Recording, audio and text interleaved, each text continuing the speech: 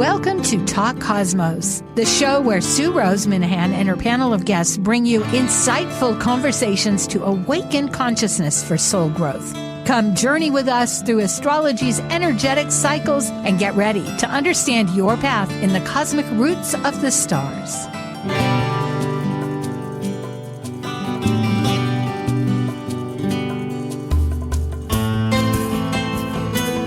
Hello and welcome. I'm Sue Minahan, and we're looking today at the upcoming Sagittarius New Moon.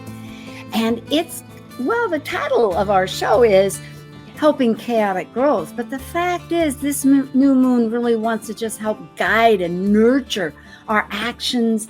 And they're transformational times. That's no surprise. Everybody knows that. It's just, how do we understand it and how do we look at it and what do we do about it? So let's find out, because we're ready for archetypal symbols. Synthesizing the new moon consciousness through archetypal Sabian symbols, numerology, lunar mansions, tarot, and astrology, all together illuminating a new moon vision story. This is your Archetypal Symbols panel. I'm Sue Minahan, founder of Talk Cosmos since 2018. I'm an evolutionary astrologer, consultant, speaker, writer, vibrational astrology student, Dwarf Planet University graduate, Kepler Astrology Toastmasters Club charter member. I have a fine arts music degree plus a certificate in jazz. I'm an artist, musician, and certified color energy life coach. Especially, I love mythology and esoteric philosophies. I'm Elizabeth Liz Muschett, a professional astrologer, intuitive, numerologist, and tarot reader. I'm a certified sacred healing counselor, providing nurturing, in-depth consultations for individuals and couples. I'm an author, blogger, speaker, and international Reiki master and teacher. I create safe space in which to explore the deeper patterns of your life, to clarify your current circumstances and help you find your best path forward. And I'm Justin Crocodelsy, an archetypal Jyotish astrologer, yoga and meditation teacher, and author. I combine both Western ancient astrology and modern psychological astrology with Eastern Vedic astrology, and I specialize in predictive, electional, and karmic astrology for individuals and couples.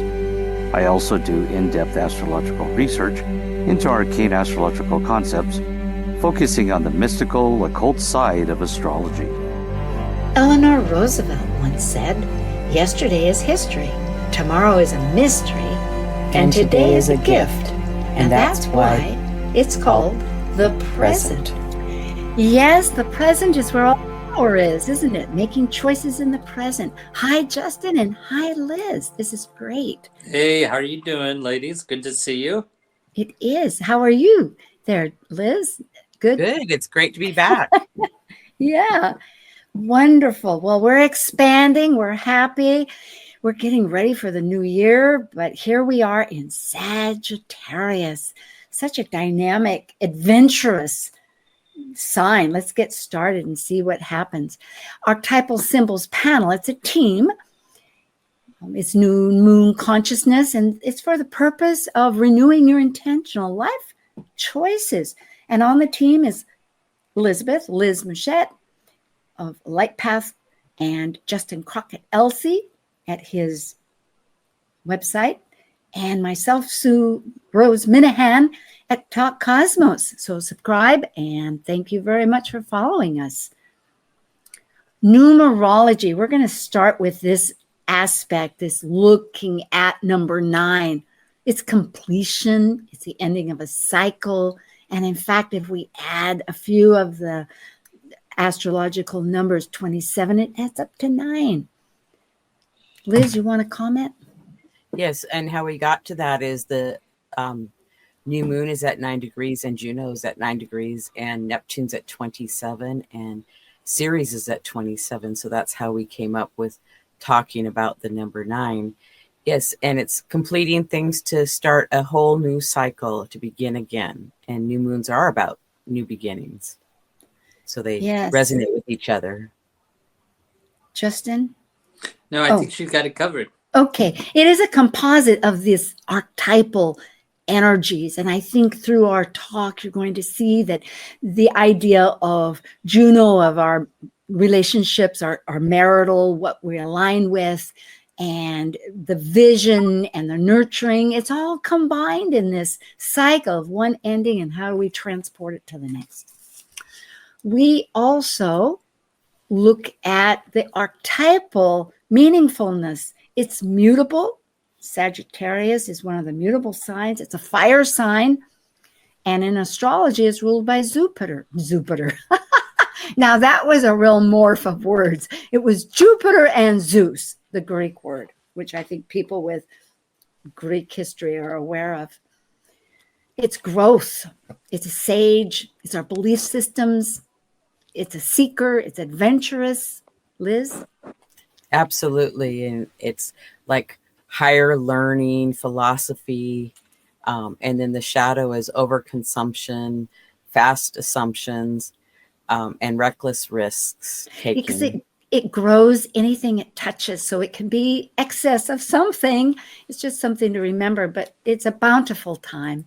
And I want to point out one thing about that too, that Liz said there about philosophy and belief systems, because I think when we get in the Sabian symbols today, we'll look at how we're looking at somewhat of growth, but how belief systems are playing into that growth at this particular time.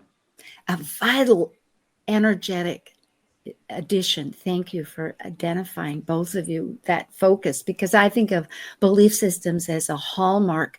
And what makes belief systems but more information at best, because why we can, rather than opposing, we can begin to correlate and share our ideas. And temperance, I think, has a lot to do with that, doesn't it? It's a trump card in the tarot. And it's interesting how it relates. These are all mystical energies, but it is balancing the spiritual with mundane, which also gets into another story I'll talk about. Liz? Yes, and this is the major arcana card, the 14th trump. It's the Rider-Waite-Smith tarot deck. And it's about alchemy, harmony, patience, and moderation. And the shadow is out of balance and slowing things down, maybe not having patience, maybe not taking things in moderation and being out of harmony. Fire signs want to move ahead. It's like, yes, I see it. It's instinctive. It's so true. And if we're balancing the body with the spirit, however you look at that, however a person does, it's important to listen to the body. It's important to integrate the unknown into what we do. Sorry if I'm echoing here. Then there are minor arcana cards. We've been doing this as quite for the last many months. So we'll continue until we get through the whole set. And what it is that if a sign is in the first 10 degrees, it's the first decan. So if it's going to be Sagittarius 3, it's going to be in the first decan. If it's Sagittarius 15, it's going to be in the second. If it's 28, it's going to be in the third decan. So here we have the first decan, and they're all fire, and they're the wands in tarot. And it's Mercury. And it happens because it just goes, there's a whole system to this, which is not if you want more about this, Liz has her own show, and she has a certain portion that goes into the of this in more detail. But it's systematic. It starts and it just goes, rotates. So this happens to be Mercury in Sagittarius, the Lord of swiftness. It's a very arcane way of speaking, the Lord of. It's just realize that we're talking centuries ago language. But what it means is progress, sudden change, waiting. So those are in the first 2 to 10 degrees. And this card is the 8 of Wands that we're looking at. Yep. The next is the 9 of Wands. Mm-hmm. And it's the Moon in Sagittarius, the Lord of great strength. And being cautious, persistent, defensive, and having resilience is very important in this card. And it's, of course, a fire card. So. And if I may bring out this synergy with it, is that the moon is one of processing, so it has phases. So of course it's going to be resilient because it comes back again, and cautious because it's safety oriented. So that's a little bit of how I think it bleeds into the tarot. But tarot has its own way. Okay, last but not least, the last 10 degrees at 10 of Wands, Saturn. Liz? Yeah, Saturn in Sagittarius, the Lord of oppression, burden, hard work, delegate, and responsibility. Because if he was carrying his wood for his fireplace, it's like he wants to stay warm this winter, so he doesn't want to give up on that. That's a good way of identifying it, because there's tasks, there's obligations, there's responsibilities. And in the one way, it could be a burden and hard work. But on the other hand, if we focus on responsibilities and find a purpose to that, it can bring joy, it can bring meaningfulness and reward. So just to share with people, we're not ever saying it has to be one way. It's just a language here. And one thing I want to point out about this for anybody new watching the show, that if they're a tarot reader, this is a great thing to learn. And why we bring it up in the show is because if you're a tarot reader, this gives you more depth to understanding of the card with this astrological associationship with it, which actually goes back before the Golden Dawn. It was actually the French that actually in the early on, before the Golden Dawn, that actually added the astrology to the tarot. So it just gives us a greater depth of understanding with the card. It is. And I think there's many ways. Myself, I'm embracing it because it all adds towards the idea of what Sagittarius is. And as an archetype, it's something that has many facets and many branches of support. And this is one, and whether that responds to people or not. So yes, I thank you. That's good. So then we have the Jyotish lunar mansions, or the nakshatras, and in the Western astrology, it's called the lunar mansions. And so what these are basically looking at the fixed stars within the constellations that the moon is currently going through. And every lunar mansion or nakshatra is broken down into 4 padas, or 4 sections. And this is the way we give even a deeper dive into what that planet or where it's at in the chakras, and it gives us a deeper understanding. And so the Vedic, you might share that Vedic, of course, sidereal is part of the ancient astrology. Like we do so much Western, but the Eastern. Right. And so nakshatras is a Sanskrit word, and that's why we got it on there, is nakshatras. So on the next slide, for this current moon, which is Chandra in Sanskrit, that's the name for the moon. This nakshatra is Anuradha, which is actually in the 4th pada. And the padas are always ruled by a certain element. And the fourth pada, or 4th section of this, is always ruled by water. And this pada for this particular lunar mansion is ruled by Scorpio, and the ruling planet is Saturn for this. The ruling deity is Mitra, which is the god of friendships and partnerships, and we're going to see. We've already talked a little bit about that today. We're going to see how this moon, this Sagittarius moon, is relating to friendships and partnerships. And it's a very esoteric type of moon with the power of worship. And then, of course, the symbol is a triumphant archway, and the basis above and below is to ascend and descend. So really, this is the star of success, and this god is connected with partnerships and strives to be a friend of everybody and good partnerships and relationships. So as we get into the Sabian symbols today, we'll see a little bit of that. And this also kind of relates to what we were just looking at with the Temperance card and the balance and the polarity between 2 things here. It's a very polarity that we're looking at here. Sounds advantageous for our energies. Thank you very much there. I'll do a little recap about this through the lens of a mythological viewpoint. In Western mythology, Sagittarius is, as you can see in this portrait, a half human with a body of a horse. And originally it had legs as a person, a man, and only the hind part as a horse. But as time's gone along, it's all 4 as the differentiation of a horse. And what it symbolizes is really our integration of nature and spirit. Again, it's that balancing and that's at integration, as I say.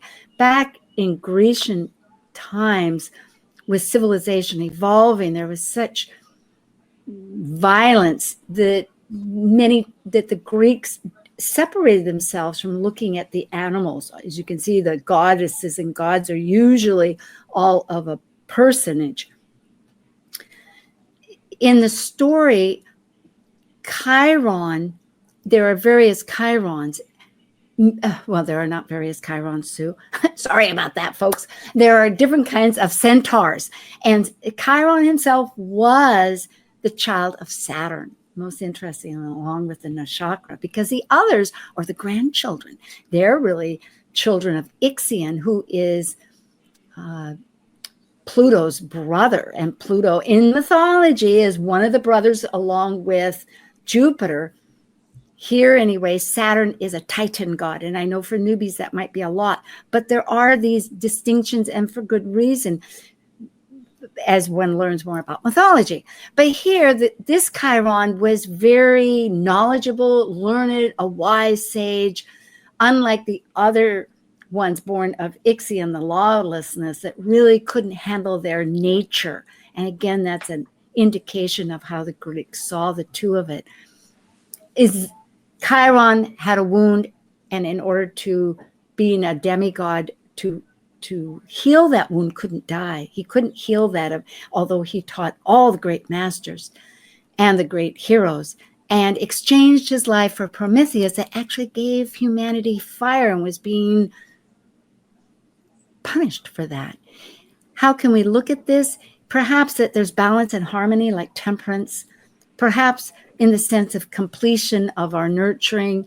And also, and pardon me, I have not Chandra here as a nakshatra. I goofed. But this star of success is we learn through our partnerships and our friendships how to evolve, because Chiron eventually went to the sky instead of dying and going down to Hades. It's all, metaphor of beauty and some truth. Thank you. The Sagittarius constellation, it points to the Milky Way heart in the galaxy. You can see that it also intersects the galactic center in Sagittarius. To see it, check out the teapot. It's on the western side, and you can look at that more later. Sabian symbols. They are a metaphysical imagery from 1925. And we're doing 4 of them in this story. You can check it out at Astrological Mandala Cycles of Transformation with Dane Ruchar or other astrologers. Ourselves, we're using the Washington, D.C. chart because it's the United States. And it's been a very transformational year. So we're focusing on that, although listeners may hear otherwise. So the ascendant will be 29 degrees Virgo, and the MC at 28 degrees Gemini, and they're both ruled by Mercury that happens to be retrograde and ruling the new moon because the new moon's in Gemini. They're talking to each other. Any comments? Jupiter is ruling that new moon in Sagittarius. So. Yes. So they're in a big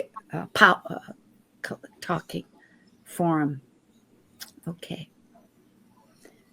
Go ahead, Liz.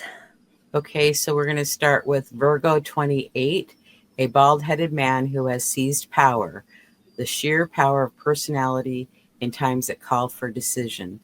The key word is the power of the will.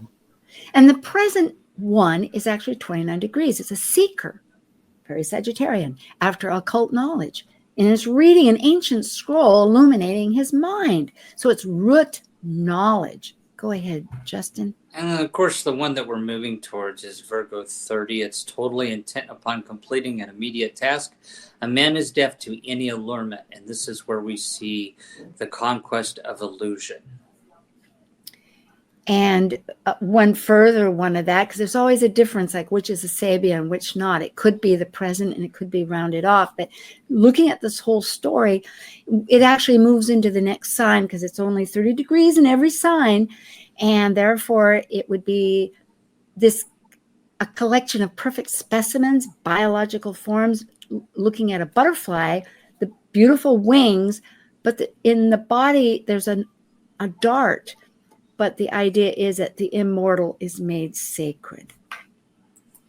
So now we're looking at the MC, which is not how we're activating through the self actions, but more of the. Go ahead, Justin. Do you want to begin?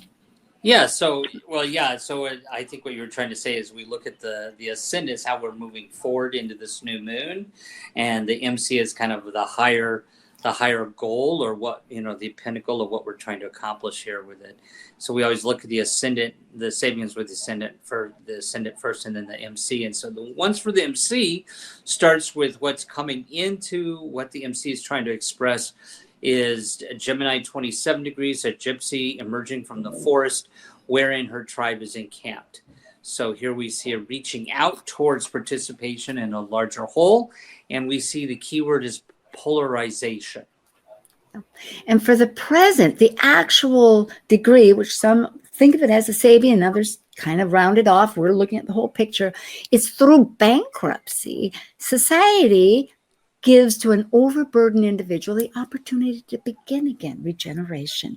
But here it's liberation from the past, it's a release from pressures, it's freeing to new choices. Liz, you want to do the next? And Gemini 29, a first mockingbird of spring, the creative exuberance of the human soul in response to basic life experiences, virtuosity. And Justin? And then Gemini 30, a parade of bathing beauties before large beach crowds. And the keyword here is the show is over. Now comes the hour of decision. Yeah, that's most fascinating. We'll tie this together in a bit, we hope. So for the Sabian symbol, the new moon itself, regardless of where you are in this global earth, it's 9 degrees Sagittarius. And we're going from 8 prior to it up to 11. The past, Liz, you want to start us off? Sagittarius 8, within the depths of the earth, new elements are being formed. And the keyword is psychic gestation. Okay. And then the present, or do you want to go ahead, Justin, with the next 3? Go ahead. Sure. Well, the present one is a mother leads her small child step by step up a steep stairway. And here we see the keyword is social concern for the less involved of society's members. Okay. And then Liz, the next one. Okay. Sagittarius 10, a theoretical presentation of a golden-haired goddess of opportunity. And the keyword is forced growth.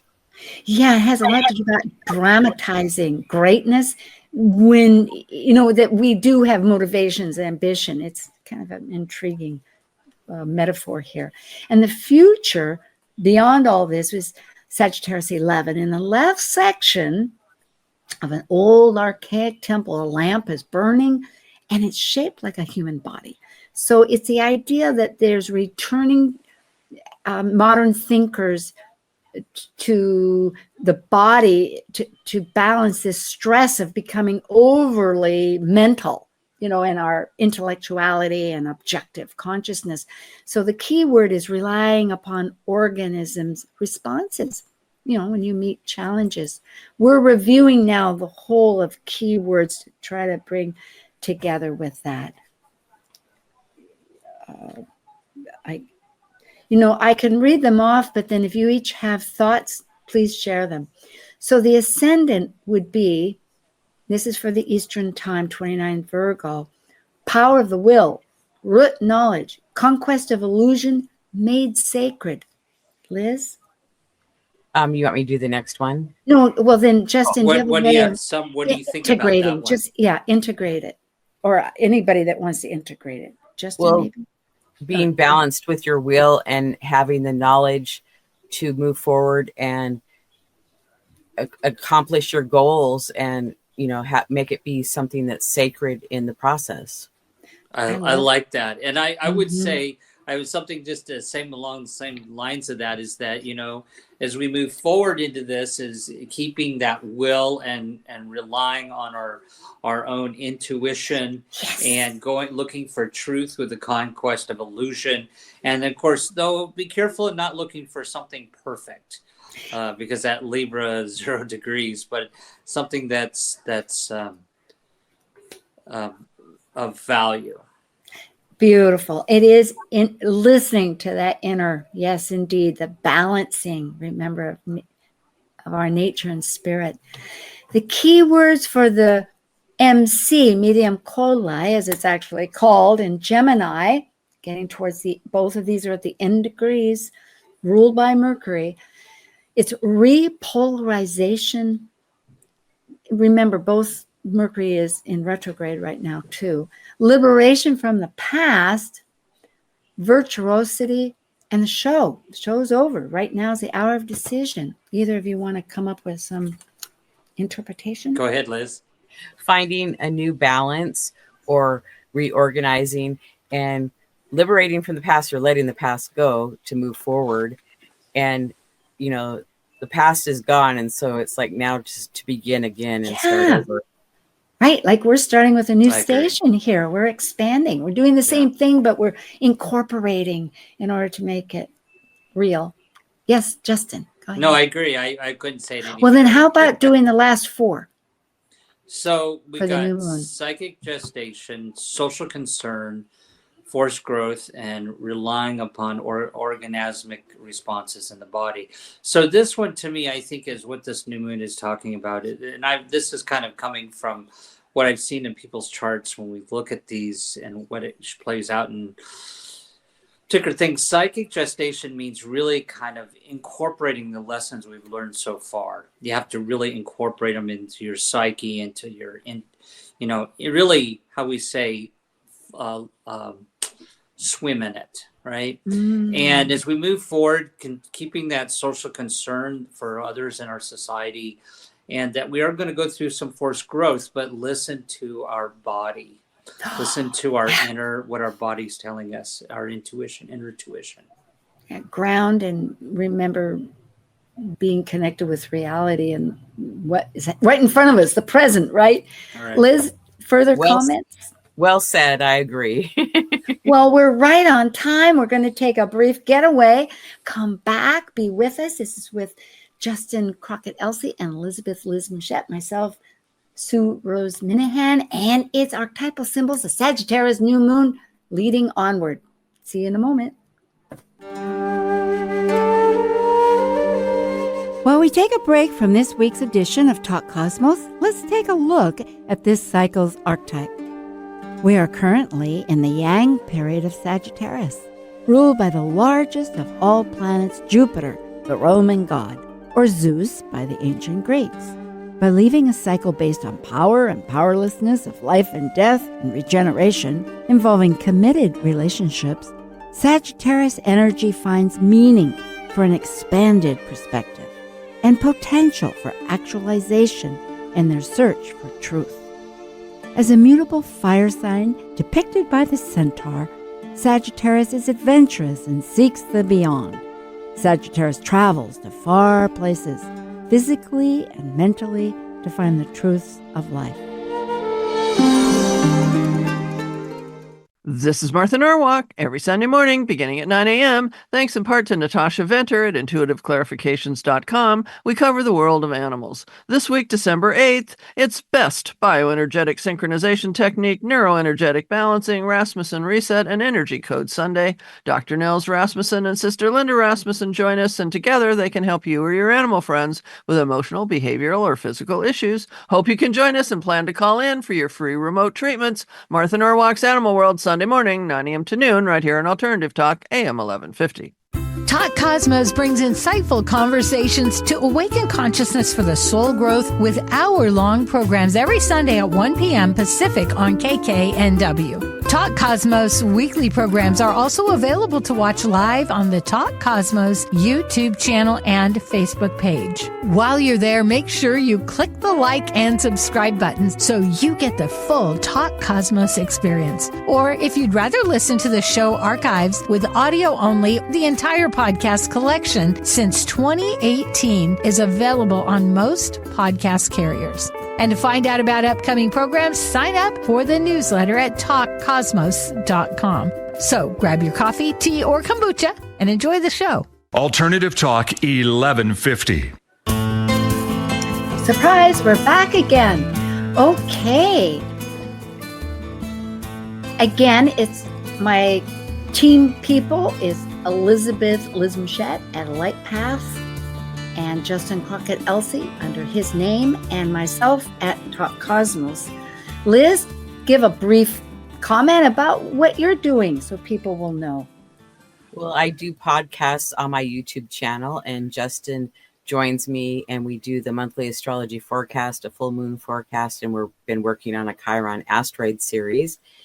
And then I have another series called the Astrology Star Sisters Talk Over Tea, and we have various topics, the dwarf planets and planet stationing and the decans with astrology and tarot and fixed stars. And we have some new exciting episodes coming up for the first year. And I do consultations in person or on Zoom. And you can subscribe to my newsletter and my YouTube channel. Thank Beautiful. you. Justin. Yes, I'm a Western and Vedic astrologer, and I do consultations also via Zoom, long distance, and also in person.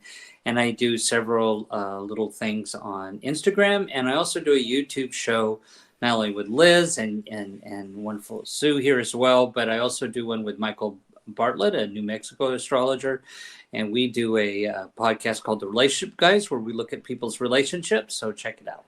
It's most fascinating. He's done Meghan and Harry and done, a whole potpourri of people for quite a while. It's very entertaining and informative.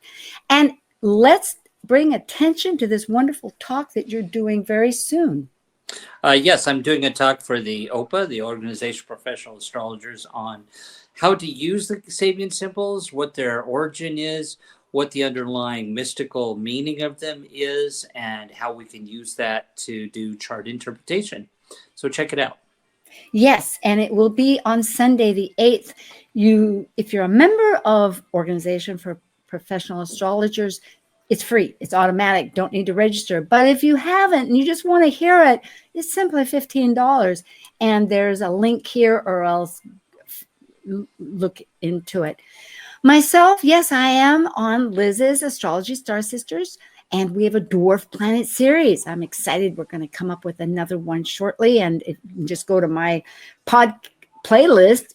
Of course, hopefully you're back over on my YouTube channel anyway, and you can check us out. And I wanted to thank Liz and Justin always for this supportive content. A review of the panels. Last week we had one about kaleidoscope visions. It's monthly, and it was giving us the 4 moon phases for the new moon. And next week will be Mars retrograde with Planet Buzz. I have a team member, Dr. Laura Tad, and then we always have a guest. And in this case, it'll be Leslie Francis, a Canadian who's a master astrologer. We're changing our format a little bit this month because it is at the end of the year, and you will be able to see Liz and Justin again on the 15th and then again on the 17th, because it's on 2 stations. But it will be about the whole year, going back and forward. It's going to be a special about new moons and what we perceive in many ways. It'll be quite dynamic.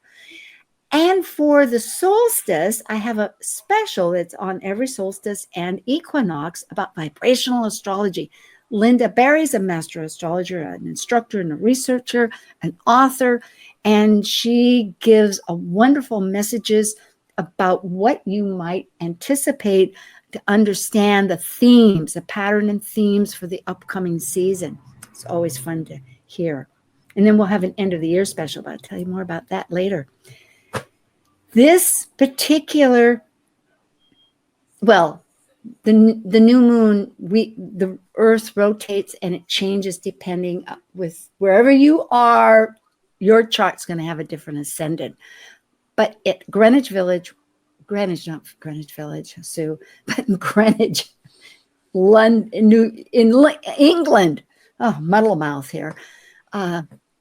It's early in the morning at 6:21 a.m. So here you go. You can look at it from there. And just know that Earth spins from west to east. Also, astronomically speaking, some of the planets orbit outside the sun's path.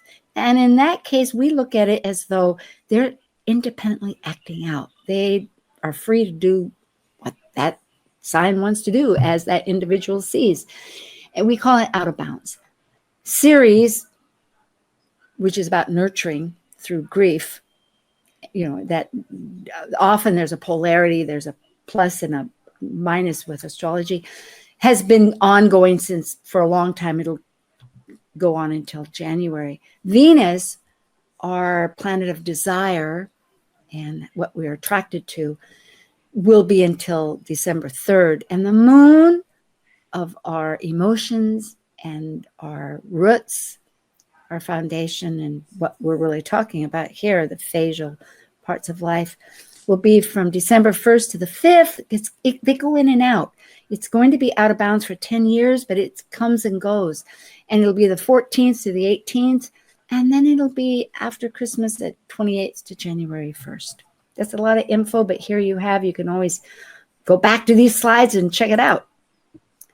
One little housekeeping thing is just to say, we'll talk about some of the aspects, and we've just divided them simply into two. One is action-oriented aspects or awareness, as we'll bring up, and the other is flowing or connecting. Well, we're going to look at the new moon, which is always a seed point in the phases, because the moon in 29 and a half days, depending how you look at its different cycles, is systematically changing. It's a phase. But the new moon is where you can't see it. It's all dark, and it's a seed point. It's a good time to come up with these intentions. And there's several highlights. Liz, you want to talk about the first one? Sure. That we have several planets retrograde: Mercury, Jupiter, Uranus, Neptune, Chiron, Hygeia, and Eris. So that's quite a few planets that are moving backwards. And I always think of retrograde as kind of a slowing down process, turn inward and process. Look backwards and frontwards. It's a natural thing we do. We reassess. Yes. And well, they all have. Can I say something about it? If you think about it and dive deeper into that, is that, Jupiter this is a little bit longer period of retrograde with this. It's not just like a Mercury retrograde, but it goes on a little bit longer. So this is really about, as we move into the new year, and I might say this ahead of time, that Mars is going to be going retrograde soon. So as we move into the new year, Jupiter's about growth as always. So we're kind of assessing our growth. Mars is going to be retrograde soon, so it's always about looking at new direction for the new year and reassessing it. And of course, because Neptune's retrograde, which represents the collective, the whole collective is thinking about, okay, what's true, what's not true. It's in Pisces, and where are we going next here? And then of course, Mercury is always about editing, or rethinking what you're talking about, what you're thinking about. I think it's really important that you're pointing this out. There's so many planets that are retrograde or about ready to go retrograde, especially Mars. We'll focus on that one too. Thank you, Justin. It's true. And if people are wondering what Hygeia is, she's an asteroid about health, just to bring her attention. And Eris is a dwarf planet and actually about inclusion and exclusion. Ingress means it's entering a new sign. And Pluto, which has a outer planet, of course, and has just entered for the final time Aquarius. and that was on the 19th.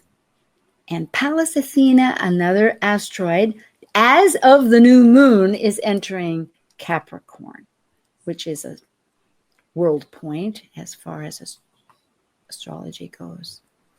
Do you want to bring focus on the mutual reception, Liz? Sure. We have Mercury in Sagittarius and Jupiter in Gemini, and they're opposite each other, but they're in each other's favorite signs, or their ruling signs, and they're both in signs that they don't like so much. So it kind of helps give them a little bit more energy or oomph instead of being unhappy.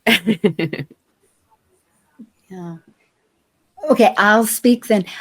My thinking is these are wonderful planets, energy, consciousness, because our belief systems with Jupiter, as we brought up early with archetypes, needs more information to check and adjust and build a belief system, or to understand law better, or to just reevaluate. They're both reevaluating and reassessing a lot. And isn't that what we're doing in life a lot? And they're both retrograde, and I would say that the information is flowing like on super speed. So have something that you can record into and say things that you want to keep, and or have a little notepad and jot things down, because it's like our brains are on high speed. They are. Yeah, and I might also say that, these are, Sagittarius is about goal setting, and when Jupiter's in Sagittarius, it's trying to grow through what goals, looking ahead to goals, and needs to grow through goals. And of course, Mercury in Gemini is all about communications and what you're thinking and experience. So I think this has really highlighted what I was saying before, that we're at a point, because they're in opposition. They're not moving forward. It's like two forces opposing each other, right? So it's a sort of a standstill awareness. I like to say it's a standstill period, because it's like when you get two people pulling on either side of the rope, they're not going anywhere, right? They're not moving forward. They're not moving backwards. They're just, there's a static, and it's actually an evaluation point, I believe, and where we're evaluating where we go next. And how we're going to, this is also relates to optimism, or the lack of optimism, and how we're going to grow, and what we're going to think about, and how we're going to conceptualize as we go forward. And I think they hear each other, of course, as we know, because they're in the sign of the other natural Gemini. Which I think is actually a positive thing. Absolutely. I think they feed each other because they're mutual reception. Yep, right. This is it. So Mercury, look at the chart to get the details. The reason I'm bringing it up is, as we've noticed, we're in retrograde right now, and it will continue until December 15th. And that happens to be the Gemini full moon. It'll be in early Sagittarius, 6 degrees and 24, which interestingly trines the United States North Node.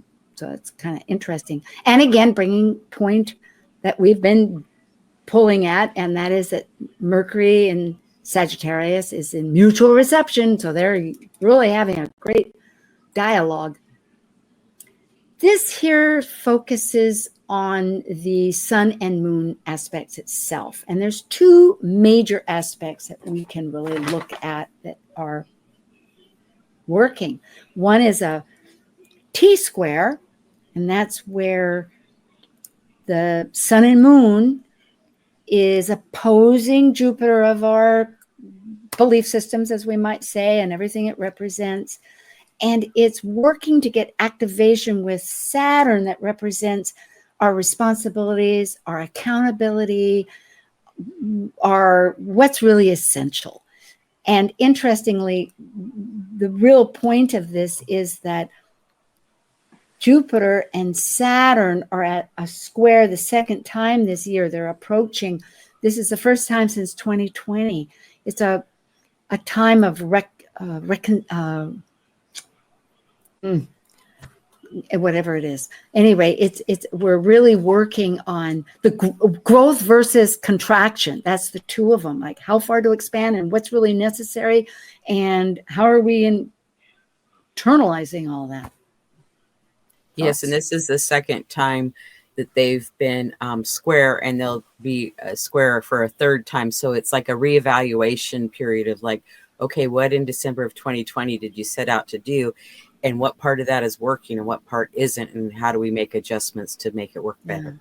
Because December 20th, 2020, remember, was after when COVID was really at its height. It was before the two presidencies, because it was in 2021.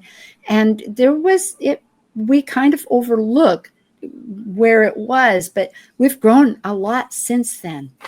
Justin? Well, I just want to say, with the Saturn and Pisces, what it brings to that, well, we've already talked about that opposition with Jupiter, with the Moon, Sun, and Mercury there, that, the Saturn and Pisces brings a dose of reality and it gives you a little bit more seriousness. And if we look at what completes that as a grand square, that would be Virgo. And there's nothing there, but would still have the energy of Virgo, which is really about focusing on the reality of the situation and not escaping from what we don't want to confront right now, and really think about more strategically, I think, with the Virgo there. Yeah, we need to be grounded in the present. Looking at the trine, simply speaking, it is fire. It wants to keep moving. That's what trines do. They love to keep moving around and around. It's our actions. So with that concept, we're also in the back of our brains, or the forward part, thinking, what's the next steps? Because North Node is going forward in a new direction, and it's us. So unless you have much, we'll keep moving on. I actually want to point out, this is actually, I think, a really important grand trine here, because it involves the North Node, which is hugely important, what we're trying to work towards, and then Mars, which is our effort and action, and then again, this new moon. So I think this is really, when the new moon's involved in a fire grand trine, this means you could really start something and get something going on this new moon. Don't you think, Liz? I love it. We're moving into new territories to talk to, so I'm excited. Yes, to move forward and put out your wishes and desires. And with that Saturn and the T-square, it's like you're going to have to put in the work, but it's going to be worth it because you can manifest it. So make sure that you write down at least 3 desires this new moon, or within a few days after. Okay, let's look at these awareness, action-oriented aspects. Mars, which we've been bringing up, which is a gigantic, because it's opposing and has been and will be for some period of time the transformational Pluto. And Pluto is with a whole tribe of people, we might say, because it's with the How We Nurture series and our grief, to understand it's not roses for everybody. And all of us have something or mourning. That's part of the process of letting go to go on to the next. And our values of, and along of Venus. And also looking at how we get our alliances with, and what are we married to? It's Juno. What's our new alliance? So that's Mars. And then we have Jupiter. Right. And you might want to readjust how you do your partnership, or renegotiate how you're doing partnerships. Yep. Well, and I think also, too, as we look at Mars, you rightly pointed out, this Mars-Pluto opposition is probably the biggest aspect over the next 2 to 3 months. I think is huge. And I think it's, when you have the two planets, one represents action and the other one's dynamic change. I mean, but they're opposing each other. So again, they're not moving forward per se. It means that when Mars is trying to move forward, Pluto's changing its structure. Transforming. Yeah. It's not just change, it's transformation, regeneration. So it's almost like you have to be careful and evaluate your direction, because things are apt to change that are unexpected for you because it's Pluto. Yeah. And always have a plan B and C.